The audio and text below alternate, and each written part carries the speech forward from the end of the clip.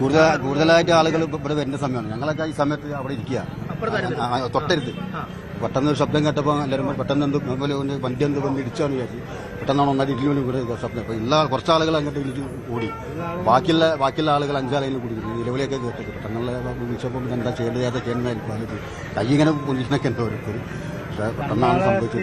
നിങ്ങൾക്കും പെട്ടെന്ന് എന്ത് ചെയ്യണമെന്ന് അറിയാൻ സംഭവിക്കാൻ പെട്ടെന്ന് ഒരു ഉഗ്ര ശബ്ദത്തോട് കൂടിയിട്ട് ഒന്നായിട്ട് പോയിരുന്നത്. ഞങ്ങളെല്ലാവരും അങ്ങനെ ഇടിച്ചു പോയി. വീണ്ടും പിന്നെ ഈ കെട്ടിടം ഒന്നാകെ വീഴുവാണോ എന്ന് പോലും സംശയിച്ചു പോയിരിക്കും.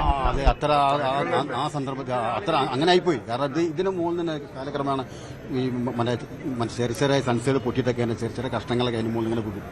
ഞങ്ങളൊക്കെ എന്നിട്ട് അങ്ങോട്ട് പിന്നെ ഒഴിഞ്ഞു മാറലാണ്. ഇപ്പോൾ ഒന്നും കൊണ്ട് കഴിഞ്ഞു. പെട്ടെന്ന് അവിടുന്ന് ശബ്ദം കേൾക്കാണ്. ശബ്ദം കേട്ടപ്പോഴാണ് എല്ലാവരും പിന്നെ ഈ വലിയൊരു ഇത് വന്നുകൊണ്ടിരിക്കല്ല. അപ്പൊ നമുക്കതൊന്നും ചെയ്യാൻ കഴിയാത്ത ഒരു അവസ്ഥയിൽ നമ്മള് ദുഃഖിതമായിട്ട് നിൽക്കാന്നല്ലാതെ ഒരു രക്ഷയില്ല. വലിയ സ്ലേവ് ഒന്നായിട്ട് വന്നിട്ട് ഇങ്ങനെ അതിനുള്ളിൽ ആള് ചപ്പിക്കെടുക്കുമ്പോൾ നമുക്ക് ഉണ്ടാകുന്ന ഒരു അവസ്ഥ നിങ്ങൾ ആലോചിച്ച് നോക്കി.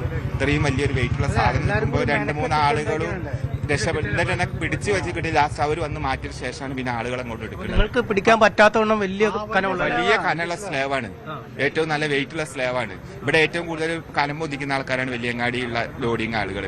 നമുക്ക് വരെ കഴിയാൻ കഴിയാത്ത വെയിറ്റ് പിന്നെ നമുക്ക് എന്ത് ചെയ്യാൻ കഴിയും?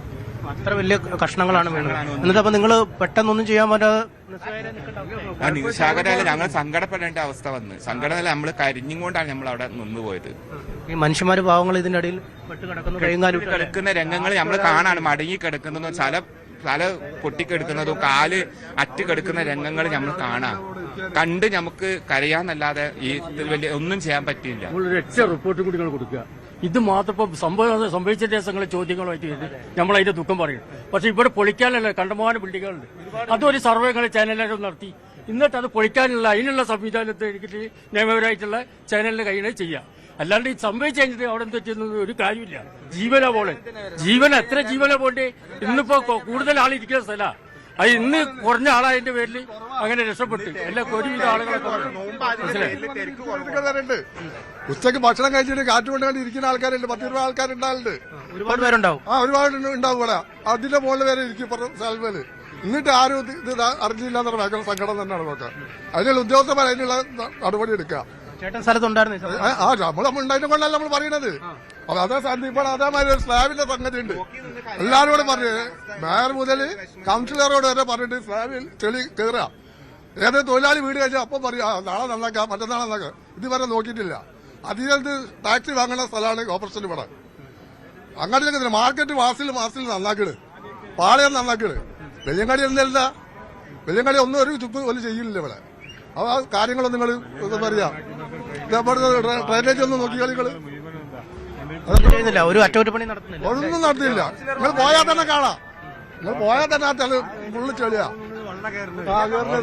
ആള് ചണ്ടി വാരിയിട്ട് കൊണ്ടിട്ട സ്ഥലമാണ് ഇടയിൽ. ഒരു മനുഷ്യരാന്ന് എടുത്താലും പോട്ടോ നല്ലൊരു രേണുക, ഈ കച്ചവടക്കാരുടെ വിഷമങ്ങളാണ് അവർ പറയുന്നത്. വലിയങ്ങാടിയിൽ ഒരുപാട് കെട്ടിടങ്ങൾ ഇതുപോലെ കാലപ്പഴക്കം വന്നവയുണ്ട്. അവയൊന്നും സമയബന്ധിതമായി അറ്റകുറ്റപ്പണി നടത്തുകയോ അല്ലെങ്കിൽ പൊളിച്ചു നീക്കുകയോ ചെയ്യുന്നില്ല. ഒരുപക്ഷെ ഉച്ച സമയത്തായിരുന്നു, ഏതാണ്ട് 1 മണി മുതൽ 2 മണി വരേക്കുള്ള അല്ലെങ്കിൽ 1:30 മുതൽ 2:30 വരേക്കുള്ള സമയത്തായിരുന്നെങ്കിൽ വലിയൊരു ദുരന്തമായി മാറിയേനെ. കാരണം തൊഴിലാളികൾ പലരും ഉച്ചഭക്ഷണം കഴിഞ്ഞ ശേഷം വിശ്രമിക്കാൻ വരുന്ന ഒരിടമാണ്. കാരണം അത്യാവശ്യം തണലുള്ള ഒരിടമാണ്. അതുകൊണ്ട് ഈ സൺഷെയ്ഡിന്റെ കീഴിൽ വന്നാണ് പലപ്പോഴും ഇവരൊക്കെ വിശ്രമിക്കുന്നത്. ഒരുപക്ഷെ ആ സമയത്താണെങ്കിൽ ഒന്ന് ഓടി മാറാൻ പോലും കഴിയാതെ ഒരു വലിയ ദുരന്തമായി ഇത് മാറിയേനെ. ഒപ്പം ഈ അപകടത്തിൽപ്പെട്ട ആളുകൾ വലിയ കോൺക്രീറ്റ് പാളികൾക്കിടയിൽ എരിഞ്ഞമർന്ന് കിടക്കുമ്പോൾ സങ്കടപ്പെട്ട് കരഞ്ഞുകൊണ്ട് നോക്കി നിൽക്കാനേ കഴിഞ്ഞുള്ളൂ. വലിയങ്ങാടിയിലെ ആളുകളാണ് ഏറ്റവും ഭാരമേറിയ സാമഗ്രികൾ ചുവന്നു നിൽക്കുന്നത്. പക്ഷെ തങ്ങൾക്ക് പോലും ആ കോൺക്രീറ്റ് പാളികളിൽ പിടിക്കാൻ പോലും കഴിയാത്ത വിധം വലിയ പാളികളാണ് ശരീരത്തിലേക്ക് വീണത് എന്നൊക്കെ പറഞ്ഞ് അവരുടെ സങ്കടം പറയുന്ന കാഴ്ചകൾ തന്നെയാണ് കണ്ടത്. എന്തായാലും കൗൺസിലറും മേയറും ഒക്കെ സ്ഥലം സന്ദർശിച്ചു കഴിഞ്ഞിരിക്കുന്നു. 2 വർഷം മുമ്പ് ഈ കെട്ടിടം പൊളിക്കാൻ ഉത്തരവിട്ടെങ്കിൽ പോലും എന്തുകൊണ്ട് പൊളിക്കാൻ കഴിഞ്ഞില്ല എന്നതിനെക്കുറിച്ചുള്ള അന്വേഷണം നടത്തും. രേഖകളും പെർമിറ്റും ലൈസൻസും ഒക്കെ വളരെ വിശദമായി പരിശോധിക്കുമെന്നും അവർ അറിയിച്ചിട്ടുണ്ട്. തീർച്ചയായും വളരെ ദാരുണമായ സംഭവമാണ് കോഴിക്കോട് വലിയങ്ങാടിയിൽ ഉണ്ടായിരിക്കുന്നത്. വരുത്തിവെച്ച അപകടം എന്നതാണ് അവിടെ തൊഴിലാളികളും മറ്റും ദൃസാക്ഷികളായവരുമൊക്കെ ഇതിനെക്കുറിച്ച് പറയുന്നത് 2 വർഷം മുൻപ് തന്നെ ഈ കെട്ടിടത്തിൻ്റെ കാലപ്പഴക്കം ഐഡൻറ്റിഫൈ ചെയ്തതാണ്.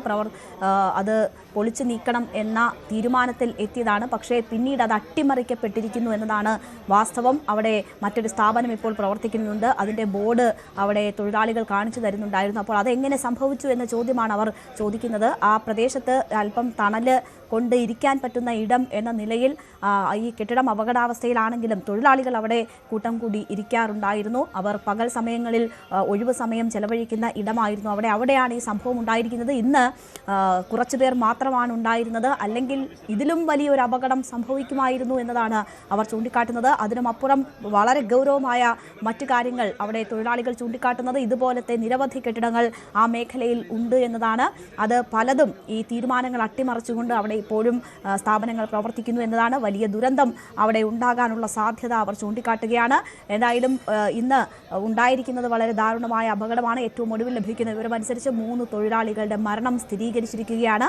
പരിക്കേറ്റ് 4 പേർ ചികിത്സയിലാണ് എന്നതാണ് നമുക്കിപ്പോൾ ലഭ്യമാകുന്ന വിവരം. കയറ്റിറക്ക് തൊഴിലാളികളാണ് അപകടത്തിൽപ്പെട്ടിരിക്കുന്നത്. അവർ ഈ ജോലിയുടെ ഇടവേളകളിൽ അവിടെ വിശ്രമിക്കുമ്പോഴാണ് ഈ അപകടം ഉണ്ടായിരിക്കുന്നത്. വലിയ കോൺക്രീറ്റ് പാളികളാണ് അവർക്ക് മുകളിലേക്ക് വീണത്. അവർക്ക് ഒരുപാട് തൊഴിലാളികൾ ഒരുമിച്ച് ശ്രമിച്ചിട്ട് പോലും അത് നീക്കാൻ പറ്റാതെയായിപ്പോയി.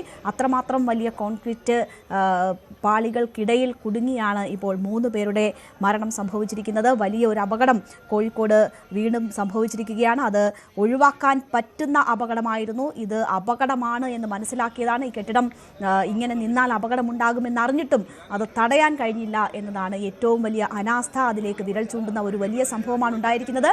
അനീഷ് അവിടെ നിന്ന് തുടരുന്നുണ്ട്. അനീഷ്, ഇപ്പോൾ നമുക്ക് കാണാം ആ കെട്ടിടത്തിനുള്ളിൽ ചില സാധനങ്ങളൊക്കെ വെച്ചിട്ടുണ്ട്. എനിക്ക് തോന്നുന്നു സിമൻറ്റ് ചാക്കുകൾ പോലെ ഉള്ള സാധനങ്ങളാണ് നമുക്ക് കാണുന്നത്. അപ്പോൾ ഇത് പൊളിച്ചു നീക്കണമെന്ന നിർദ്ദേശം വന്നിട്ടും തീരുമാനം കോർപ്പറേഷൻ്റെ ഭാഗത്തു നിന്നും ഉണ്ടായിട്ടും അതെങ്ങനെ അട്ടിമറിക്കപ്പെട്ടു? ഈ സ്ഥാപനം ഏത് സ്ഥാപനമാണ് ഇപ്പോൾ അവിടെ പ്രവർത്തിച്ചു കൊണ്ടിരിക്കുന്നത്? അവിടെ തൊഴിലാളികൾ ഉണ്ടായിരുന്നോ? എന്താണ് ഈ തീരുമാനം അട്ടിമറിക്കപ്പെട്ടത് എങ്ങനെ എന്നതിനെക്കുറിച്ച് നമുക്ക് ലഭ്യമാകുന്ന വിവരം എന്താണ്? കോർപ്പറേഷൻ്റെ ഉടമസ്ഥതയിലുള്ളതാണോ ഈ കെട്ടിടം?